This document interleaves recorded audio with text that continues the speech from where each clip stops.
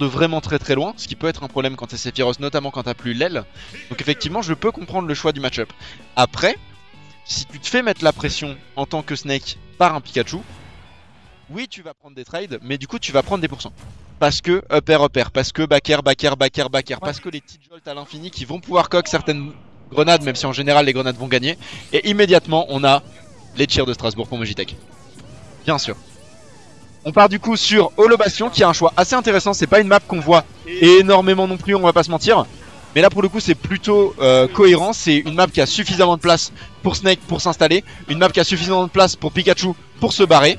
Donc dans les deux cas, ils sont gagnants, Ouais, en fait je pense que le terrain là ne va pas être si impactant que ça dans le résultat final. Parce que les deux persos sont des persos super forts sur toutes les maps. Et celle-là convient bien aux deux, donc on y va. Ça va être une question de respect du game plan, de neutral, d'extendre des avantages comme on le voit actuellement. On voit qu'en 40 secondes, on a pris 77%, 90% maintenant du côté de MotoG. Alors je me dois de rester impartial hein.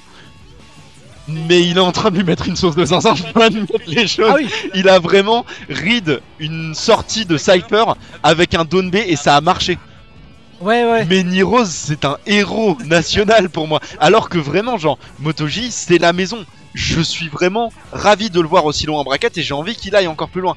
Mais les setups que Niroz est en train de lui mettre, c'est du caviar pour mes yeux. Mais t'en fais, t'as même pas justifié, tu sais, les Roses il nous fait mentir, on est là genre oui, joue lentement, c'est un peu lame machin. Bah ce qui se passe c'est que là, 1 minute 30 et ça joue. Ça joue vraiment, tu vois, et 160%, on a du mal à tuer parce que Pikachu porte, j'ai mal à tuer. Mais ça y est, c'est là. Heureusement, à la faveur d'un fer bien trouvé en ledge trap, on tue. Et attention, parce que MotoG évidemment n'a pas dit son dernier mot, le ledge trap qui va stopper la course de Pikachu qui revient malgré tout, même s'il est toujours corner. Effectivement, c'est quand même un très très bon outil que Pikachu a contre la très bonne stock Prisor MotoG. C'est un très bon outil que Pikachu a contre la Nikita. C'est que la Nikita, si tu la tapes, elle se désactive pendant un temps. Et le truc c'est que Pikachu a une frame data de bâtard. Donc même son side B, on l'a vu, désactive la Nikita. Et ça c'est très pratique parce que ça veut dire qu'il va falloir qu'il aille te chercher. Il peut pas juste rester de loin comme il fait avec certains personnages, utiliser la Nikota et te faire chier. Non, il faut qu'il vienne te chercher, il faut qu'il vienne te taper lui-même. Et contre un Pikachu qui peut facilement reverse, c'est extrêmement dangereux. C'est dangereux et pour l'instant, Niroz qui est plutôt à l'aise. En fait il déroule son jeu habituel, c'est-à-dire que bah, en fait il va juste tourner autour de toi tout le temps, comme un petit rat. Et il va avancer il va neutral B, tu vois, neutral B, et puis on s'enfuit. Là c'est bien trouvé. La game est plutôt équilibrée malgré tout. Oui. Parce qu'en fait c'était très dangereux ce qui vient de se passer, je tiens à le préciser. Parce que là il y a eu l'explosion qui aurait pu amener un setup de up air. Le up air de Niroz est passé en premier. Si ça avait été le up air de MotoG, Niroz serait mort. Et si le up air avait connecté, il aurait pu down B dedans et tuer MotoG. Donc pour les deux c'était effrayant ce qui vient de se passer. Ouais c'était effrayant. Et jusque là, bon, on a vu un début de game tonitruant. Oui j'ai dit tonitruant de la part de Niroz, même si là ça va mieux. Là ça va mieux. Je connais Tony Klakos mais je connais pas Truant. Excellent. Là, ouais. Très bon, rare backer qui est trouvé du côté de MotoG. MotoG qui est vraiment très chaud. Ouais. Là-dessus le chat, dormez pas dessus. Je vous le dis parce que, ok, les Alsaciens connaissent MotoG, mais peut-être que vous autres qui n'est pas de chez nous, vous le connaissez moins, mais il est super chaud. La preuve, on le voit là, hein. Le lead de Niroz il est pas énorme pour un top player. Et pour un top player qui connaît bien Snake, le lead n'est pas énorme. À voir comment il s'adaptera ensuite, mais pour cette première game, c'est even et n'importe qui pour gagner. Sachant que Snake a un meilleur kill power que Pikachu, il faut le souligner. Absolument. Là pour le coup c'est une read qui est passée mais qui par chance pour MotoG a eu le sour spot. Là ça va commencer à devenir compliqué pour revenir. Qu'est-ce qu'il fait? Le setup à la grenade de Tarek qui vient de faire. Est-ce que t'as vu ce qu'il a fait? Non j'ai pas vu. Il a lâché Cypher, il a Nikita, il aurait dû mourir mais il avait lâché sa grenade avant et il a survécu. Malheureusement il ne survivra pas à ce forward smash. Très jolie première game emportée par Niroz. Mais je pense que nous sommes in pour un excellent set de winner quarter. Ouais, on est parti sur un super set parce que c'était super équilibré. On l'a vu en fait. C'était très équilibré. Et effectivement, il n'y a pas eu de time out. Hein. Je vais pas dire que je suis dégoûté, mais moi je voulais un truc un peu posé là. Laissez-nous nous reposer un peu. On a que des sets éprouvants. Laissez-nous nous reposer. Et non, même là ça va vite. Si même Niroz ici m'a joué vite, on est où là en fait? À Strasbourg. On est à Strasbourg. Bienvenue à Strasbourg. Je vais demander rapidement à la régie, qu'est-ce que tu fais? D'accord, on laisse la régie faire ses bails. Pour autant, alors c'est hyper équilibré. Le seul setup qu'on a vu c'est le Céleste. Ah bah oui mais mon frérot. C'est hyper équilibré. Et je suis curieux de voir si on va rester sur ce rythme, déjà. Et surtout, si on va rester sur ce même équilibre. Est-ce que Nyros va s'adapter? C'est censé être une des différences entre les top players et les top nationaux et les top régionaux, tu vois. C'est qu'un s'adapte mieux que l'autre. On l'a vu tout à l'heure entre C'est Fenrir la et différence Flo. entre un top et un sub-top en fait, tout simplement. Oui, aussi. Mais pour moi, MotoG, il a dans les mains le potentiel pour être un top player. Il nous l'a montré à plusieurs reprises. Et il nous le montre encore une fois dans ce set de Snake versus Pikachu. On part sur une game 2, encore une fois sur Holobastion. Ouais, on n'a pas changé la map, c'est pas ça le problème. On l'a vu en fait, on l'a vu que ça s'est joué à rien. Donc en vrai, honnêtement, on reste sur le bastion et juste on s'adapte. Ok, donc là pour le coup, littéralement en 20 secondes, il s'est rien passé. À part des grenades, à part des neutral B des deux côtés. Alors, techniquement, oui. Mais en vrai, on a quand même vu MotoG essayer de setup son C4 qui vient d'exploser sur la plateforme du milieu. Et en vrai, c'est capital parce que ça veut dire que Nyros peut simplement pas choper le center stage. Oui, c'est vrai. Et c'est un vrai problème pour Pikachu parce que ton game plan, quand t'es en neutral, c'est de choper le center stage. Ouais, d'accord, je comprends l'idée. Là pour l'instant, côté Nyros, on est bien. D'accord, là on retrouve un début de Nyros qu'on connaît un peu. À savoir, je m'enfuis, je reste au corner. Et parce que pourquoi pas, j'ai envie de dire. Bien sûr, mais parce qu'il en a la possibilité. Il a l'avantage dans ce set, ce qui signifie que là maintenant, s'il reste juste constant, il n'a pas besoin de faire mieux que ce qu'il vient de faire, il a juste besoin de faire au moins aussi bien. Et s'il fait au moins aussi bien, il gagne le set. Même s'il a, encore 2 games à récupérer. Donc là, du côté de MotoG, par contre, il va falloir commencer à être beaucoup plus explosif. Ironiquement, il va falloir commencer à sortir potentiellement les setups, potentiellement les up tilts. Il a extend la hitbox du down B sur la grenade, c'était tellement dangereux pour MotoG qui s'y attendait pas, qui a été déconcentré, qui a perdu cette première stock. Nyros qui maintenant prend un avantage plus que conséquent. Et tout le cheer de la salle est encore pour MotoG qui peut encore le faire et ils le savent. Mais ça va être si difficile. Ouais, là on a vu une tentative de backer loop qui n'est pas passée. Et ça y est, Nyros commence à dérouler. Il y a eu une adaptation dans son game plan, dans sa façon de jouer aussi. Et là, il va falloir effectivement que MotoG garde son calme et qu'il trouve des setups. Ça va pas être évident, hein. Parce que déjà, non seulement Pikachu, il faut le toucher de base. Regarde, qu'est-ce que tu veux faire comme ça? C'est-à-dire que tu peux pas passer par en haut, évidemment. Et le bas est couvert par les T-Jolt. Alors qu'est-ce que tu fais? Il faut trouver l'ouverture et derrière, il faut confirmer. Mais c'est tout à fait le problème, et en vrai c'est le problème d'Holobastion quand tu joues contre Pikachu. C'est que Holobastion, alors c'est un excellent terrain de Pikachu pour cette raison. Tu peux couvrir le bas avec les T-Jolt, tu peux couvrir le haut avec tes aériens. Et surtout quand c'est toi qui as l'avantage, l'adversaire ne peut rien faire. C'est le problème aussi que tu as quand tu joues contre Pikachu sur Smashville. Et c'est la raison pour laquelle j'étais peut-être un peu surprise par le choix de rerun sur Holobastion. Mais en même temps, MotoG est probablement très à l'aise sur ce terrain. Et j'imagine que ses terrains préférés ont été ban. Donc je peux comprendre le choix. Cela dit, pour l'instant, il a quand même une bonne stock entière de retard. Et qu'est-ce que tu fais quand t'as une stock de retard sur Nyros? Ouais. Ça, en fait, ça change tout ça contre Nyros. C'est ça, c'est même pas juste contre Pikachu, c'est contre Nyros. Le mec a une patience de cinglé, il est connu pour ça. Le mec est un joueur extrêmement patient et il a pas besoin de s'approcher de toi. Il va te jouer au timer s'il a besoin.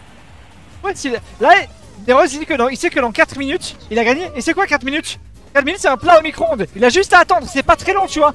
Et dans 4 minutes son plat il est prêt et il a 2-0. Donc il se dit bah écoute moi je m'approche pas. Et en voulant t'approcher toi tu vas faire une erreur. Et là je vais te punir et je te mettrai 50%. On voit que MotoG tombe pas dans le piège. Le souci c'est que bah du coup il avance pas non plus quoi.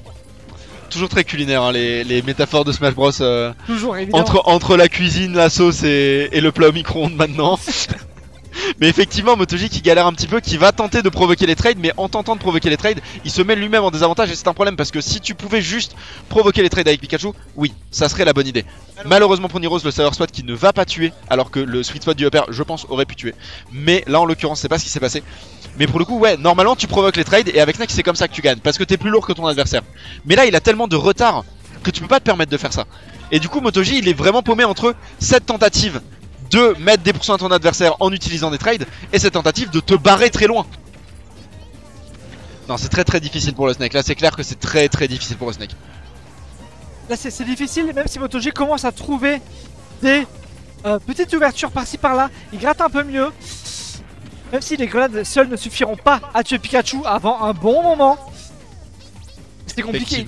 Effectivement, Pikachu à 128 ça mourra pas forcément d'une grenade. Par contre ça pourra mourir d'un up tilt, ça pourra mourir d'un up perd. Très jolie récupération au down B de la part de Niroz. Il va le chercher tellement loin. Et on remercie tellement fort du côté de MotoG l'armure du Cypher qui va te permettre de survivre à ça. Et ça aurait pu être la mort, c'était extrêmement dangereux ce qui vient de se passer. Ouais, tout à fait. En fait, la Rico de Snake, pour le coup, c'est compliqué. Très bien trouvé. La dash attack. Magnifique. La dash attack de Snake, un des meilleurs projectiles du jeu, qui a permis de prendre la stock. C'est compliqué côté MotoG, surtout qu'on l'a vu, la Rico elle est exploitable à fond. Si tu Rico low, c'est exploitable. Si tu Rico high, c'est hyper exploitable. Alors cela dit, je tiens quand même à mettre un bémol là-dessus, c'est que oui, c'est exploitable quand tu connais aussi bien le match-up que Niroz. Parce que mine de rien, c'est pas si simple à attraper et on doit quand même reconnaître la connaissance absolue du match-up de Niroz parce qu'il est chirurgical dans sa manière de récupérer Snake, là où en vrai c'est censé être difficile. Mais il nous donne juste l'impression que c'est facile pour son personnage. Mais pour autant, on va devoir faire attention parce que grenade, t'es à 56%, sur une connerie, tu meurs. Mais non, malheureusement, Snake sur une connerie, ça meurt aussi. Ouais, exactement, exactement. Alors que... Ah, et on repart sur le bastion. J'ai vu MotoG faire comme ça. On rerun absolument. On repart sur le bastion. Le tir est toujours là. Le tir est toujours là. On a vu que c'était compliqué pour MotoG, mais qu'à la fin, il a trouvé un début de solution. Absolument. À voir s'il arrivera à capitaliser dessus. Malheureusement, sa dernière solution a été de se faire exploser la gueule. Mais en dehors de celle-là. En dehors de celle-là, il commençait à choper des trucs. Il a commencé à choper une grenade, une autre grenade, une autre grenade. Il avait 56% sur le Pikachu. C'était possible. La régie me fait une tête. Oui. Mais quoi, mais il est bien mon micro là. On va partir en game 3. On est sûr. Holo Bastion, toujours. Game 3 entre Niroz qui a tout son temps. En général, on dit ouais, il a pas le temps. Bah, t'inquiète pas, Niroz il a le temps. Hein. Alors, là, il a largement le temps. Il a largement le temps. Si c'est pour avoir son nom marqué en gros et en joli sur le top 8 de la première Dominus Flame, Niroz le temps, il l'a. Ouais, tout à fait. Et en même temps, ben, j'ai envie de dire pourquoi pas, tu vois. J'ai envie de dire pourquoi pas, parce que ça se voit que c'est méthodique, ça se voit que c'est maîtrisé. C'est pas juste un joueur qui est là et qui te donne ça, qui campe un peu au pif, tu vois. Tu sens qu'il maîtrise, il sait ce qu'il fait. Ouais, on sent vraiment la maîtrise. Cela dit, là, on sent que c'est un peu la galère du côté de Niroz, on va pas se mentir. Il a déjà du 105%, techniquement en désavantage. La première fois qu'il est réellement en désavantage depuis le début du set, j'ai l'impression. C'est vraiment compliqué, malheureusement pour MotoG. Une telle maîtrise de Niroz. Tellement de maîtrise, c'est pas facile à faire ça. Vraiment c'est compliqué parce qu'il y a des hitbox de cet éclair qui ne vont pas péter le Cypher. Et lui il y arrive, mais très belle récupération. Magnifique Ledstrom backer MotoG qui est toujours dans cette game, qui veut le reverse 3-0. Et c'est grandiose, il y arrivera s'il a son mot à dire. Ouais, en vrai c'est très bien trouvé. On a eu deux belles phases en ledge trap, un coup sur coup. Ça s'est rendu coup sur coup avec Niroz d'abord et son down B. Puis le Ledstrom backer de MotoG super bien trouvé. Et surtout c'est la première fois qu'il le sort. Donc je pense que Niroz ne s'y attendait pas du tout. Probablement. Pour autant, là c'est les problèmes. Là c'est les problèmes. Là t'es pas content. Là t'aimes pas ça. T'aimes pas ce qui se passe là. Ouais, non, là effectivement c'est vraiment on a vraiment senti la frustration du côté de Niroz. Il a pris un truc auquel il ne s'attendait pas et immédiatement regarde sur la player cam, il est tout de suite plus investi. Ce set il le veut, il veut pas se faire avoir.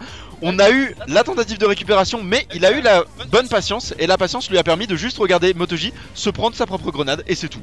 Et ça lui a valu des pourcents, lui il peut rester patient. Niroz il est encore dans son élément et MotoG va devoir remonter de tellement loin maintenant. Ouais, ça va être compliqué pour MotoG. Même si avec le damage output de Snake et son kill power, ça peut le faire, ça peut le faire. Mais en fait c'est que Niroz il respecte tellement bien. En fait comment tu veux appliquer tes win conditions quand Niroz t'en empêche totalement, tu vois. Attention là dans le B. Dans la foule il a tellement mal à son cœur, il grince. On l'a entendu grincer ce bâtard. Et pendant ce temps le père qui prend la stock de MotoG. Ça va être compliqué, mais la foule qui est là pour lui. MotoG qui joue sans casque en plus. Ah si, il a ses écouteurs sans fil. Ouais, il a ses écouteurs, Parce que sinon, la foule, certes, qui le harangue, qui cheer pour lui, peut lui nuire. Ah ça c'est fort, hein. C'est quand même fort effectivement. Très utile. C'est super utile. Parce que du coup, Snake ne veut pas juste ledge trap. Et il n'a pas la mobilité suffisante pour aller le chercher derrière le Nikita. Il est un vrai problème puisque sans déconner, c'est presque une des bases du match-up Snake quand tu joues Snake, c'est d'utiliser cette Nikita pour faire peur aux gens. Et Niroz a regardé la Nikita dans les yeux à chaque fois et lui a dit je n'ai pas peur de toi, barre-toi. Ah oui, c'est ça. Ce qui fait que déjà, t'as déjà une win condition en moins. Une deuxième avec le tilt parce qu'on voit que Niroz il s'approche pas du tout de toi. Comment tu fais quoi? Comment tu fais pour tuer un Pikachu malgré les 180%? Tu vois? Mais c'est très compliqué parce qu'en plus de ça, il y a un truc dont on n'a pas encore parlé, c'est le pancake. Pikachu il est trop près du sol et il y a des options de Snake qui ne marcheront simplement pas. Et c'est le vrai problème. Alors, du MotoG s'en est bien sorti parce qu'il a pu tuer avec son jab. Non, sur F-Tilt, pardon. Dieu merci. Donc là, on est plus ou moins even sur cette game. La grenade, voilà. Là, on est even. Très bon frame trap. Très bon frame trap de la part de MotoG et immédiatement les tirs qui vont dans la foulée. Ouais, et j'ai presque envie de dire que MotoG pourrait gagner celle-là. Et j'espère qu'il va le faire, tu vois, pour voir un peu la suite parce qu'il mérite d'en gagner une. Bien sûr. Je trouve qu'il se défend bien. À voir vers qui va se tourner le Clutch Factor. Où est-ce qu'on est? Est-ce que c'est Niroz et Pikachu qui vont avoir raison de MotoG? Est-ce que ça va être l'inverse? Là, ce qui est dur, c'est que les deux peuvent avoir du mal à tuer en fait. Ouais, non effectivement là les deux ça va être compliqué. On a tenté la ride, on a tenté de juste peut-être prendre les infos, mais là c'est plus le moment de prendre les infos, c'est le moment de prendre les stocks. C'est un Pikachu à 136%, si tu veux le tuer c'est compréhensible, mais il faut le tuer maintenant. Alors il va falloir prendre cette souris, il va falloir la lancer très très haut, il va falloir la lancer très très loin. Il va falloir mettre un énorme coup de savate. Tue la souris électrique avec tes grosses bottes cloutées. C'est maintenant ou jamais. Oui, c'est un kill, c'est une game qui est récupérée par MotoG qui revient sur le score. Et c'est bien trouvé, c'est très bien joué de la part de MotoG. C'est la deuxième fois que le F-Tilt prend une stock à Niroz. Cette fois c'était en fin de game. En fait j'ai l'impression que il a compris que Niroz était conditionné à shield des single hits. Du coup là quand tu as un double hit, forcément ça va battre Niroz qui a tendance à enlever son shield assez rapidement. Et forcément du coup tu prends la deuxième tatane. Et ça lui a desservi 2 fois dans la game. Absolument. Je vais juste me permettre d'interrompre quelque chose qui se passe dans le chat parce que ça commence à me faire chier. Arrêtez de vous battre et juste info, si on met les pronoms des joueurs en anglais, c'est parce que c'est une feature qui nous est permise par StartGG et qui a pas de version française. C'est pour ça qu'on met les pronoms en anglais et pas en français. Voilà. C'était la minute information et sur ce on va revenir au set. À ce set qui du coup promet d'être intéressant. Je sais pas ce qui va se passer en termes de counter pick de map désormais. T'avoue que j'ai pas regardé, mais là on va partir sur un counter pick qui est beaucoup plus important dans la méta strasbourgeoise. J'ai nommé le counter pick musique. MotoG est un aficionado du counter pick musique. Trop bien, j'ai hâte de voir ça. Ça fait 2-1, on est d'accord là. Ça fait 2-1, ça fait 2-1 pour Niroz absolument. Mais ça fait, j'ai envie de te dire...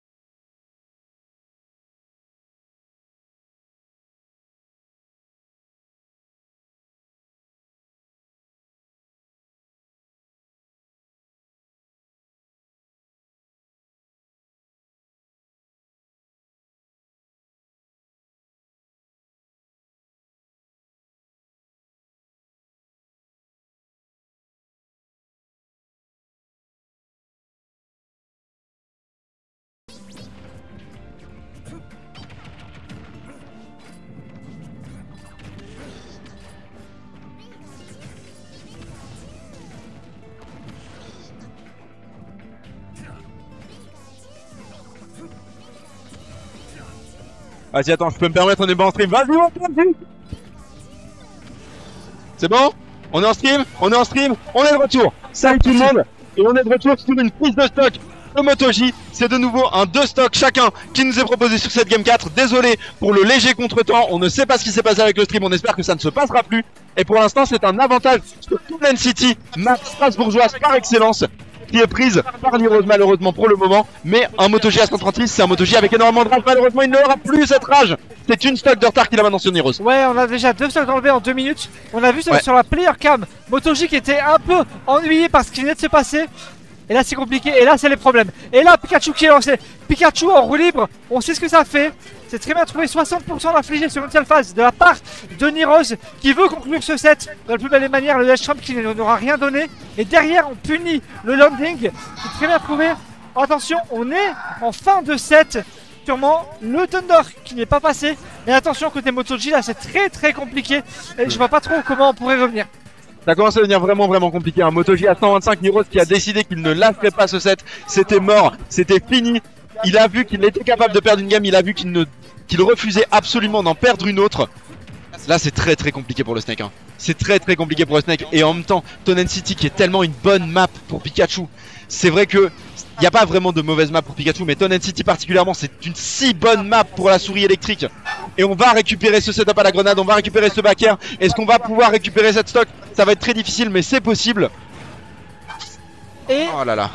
On aimerait du côté de MotoG au moins prendre une deuxième stock pour y croire un peu. Parce que le rêve existe, mais là on sait bien qu'avec un fer ou un back air ce serait terminé. Donc effectivement le frérot MotoG est un bon poteau, mais on aimerait le voir prendre une deuxième stock à Sony Rose qui ne veut pas laisser de buzz. C'est mort, c'est fini. Okay, il a un combo dans la grenade. Il a pris ce set sur un up throw grenade. Le mec joue à brawl. Le mec joue à brawl, ça me détruit. Rose a pris un set à la up throw grenade, bordel de merde. Est-ce que t'as vu de l'attente? T'as vu comme il a attendu? Il a pris dans ses bras, dans ses petits moyens de Pikachu.